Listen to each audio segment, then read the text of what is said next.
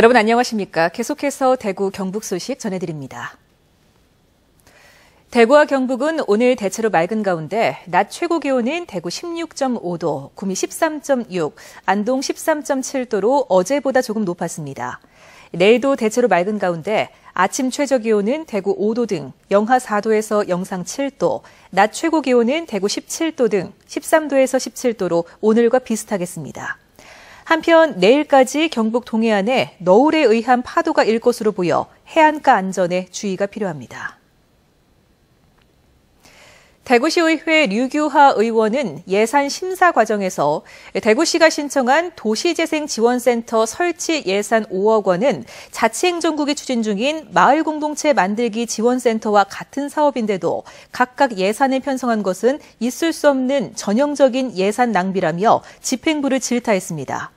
류규하 의원은 특히 중앙정부의 해당 부처와 근거 법률이 달라서 예산을 신청했다는 집행부의 답변은 행정 편의적 발상이자 대구시 조직 간 소통이 없는 탓이라고 지적했습니다.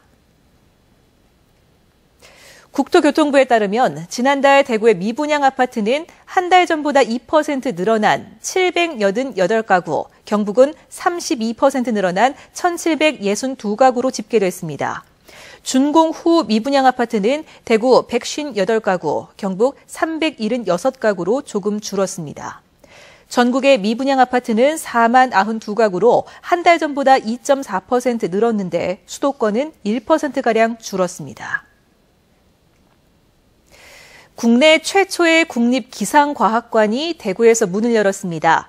다양한 기상현상 정보와 체험을 최첨단 시설로 즐길 수 있어 기상과학교육의 새 장이 될 것으로 보입니다. 도성진 기자가 다녀왔습니다. 3D 안경을 끼고 누우면 날씨 변화를 입체적으로 느낄 수 있고 지진, 해일의 위력도 실감할 수 있습니다. 가상 공간에서 태풍을 직접 만들기도 하고 슈퍼컴퓨터 등 첨단 장비를 이용한 일기예보 과정도 체험할 수 있습니다.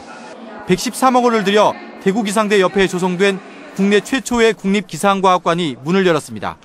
지하 1층, 지상 2층 규모로 3개의 전시실과 기상과학동산으로 구성돼 날씨, 기후에 관한 모든 정보를 얻고 몸으로 느낄 수 있게 만들어졌습니다.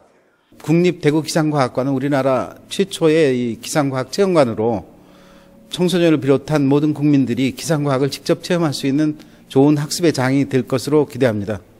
지구 모습 그대로의 기상현상을 보고 방송 세트에서 기상캐스터를 직접 체험하는 코너는 시범 운영 기간 학생들에게 큰 인기를 끌었습니다.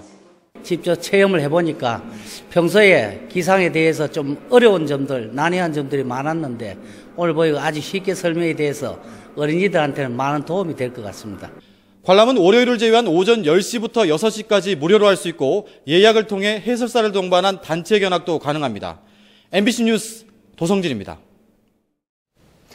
경상북도는 AI 양성으로 판명된 경주시 산내면 한 농장의 토종닭을 정밀 검사한 결과 고병원성으로 확진됐다고 밝혔습니다.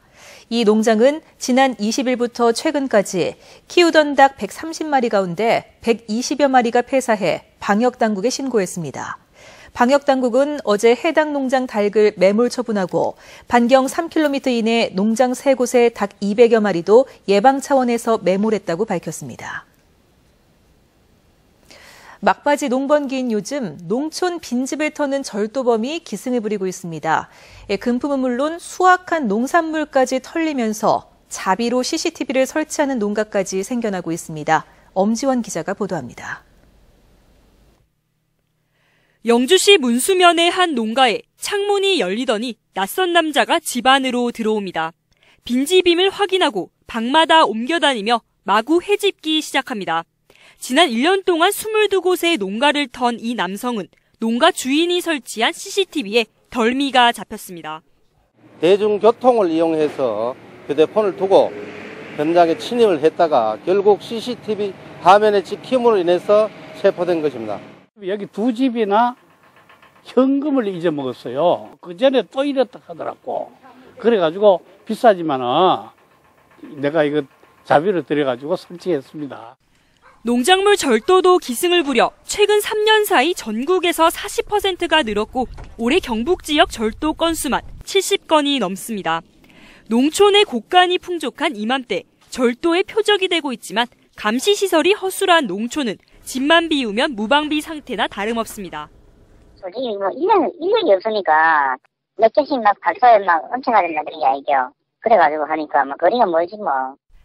도시 지역에는 방범용 CCTV가 너무 많다는 지적도 있지만 농촌 마을 10곳 가운데 9곳에는 아예 없어 불안한 주민들이 방범까지 맡고 있습니다. MBC 뉴스 엄지연입니다.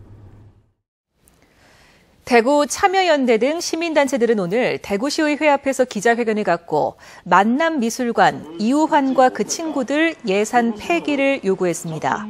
이들은 작품 구입비 논란과 일종미술관 등록 요건 문제 등이 해결되지도 않았는데 대구시가 내년 예산안에 48억 원의 건립 예산을 편성해 의회에 제출했다며 대구시의회는 이우환 미술관 건립 예산을 즉각 폐기하라고 촉구했습니다. 오늘 새벽 2시쯤 영주시 장수면 중앙고속도로 춘천 방면 영주 간이휴게소 부근에서 아스팔트유를 실은 25톤 탱크로리가 뒤따르던 8톤 화물차에 부딪혔습니다. 이 사고로 탱크로리에 실려있던 아스팔트유 2만 8천 리터가량이 도로로 유출돼 소방당국과 영주시가 흡착포를 설치하는 등 방제를 했고 중앙고속도로 춘천 방향 교통이 1시간 가까이 차질을 빚었습니다. 지금까지 대구 경북 소식이었습니다. 시청해주신 여러분 고맙습니다.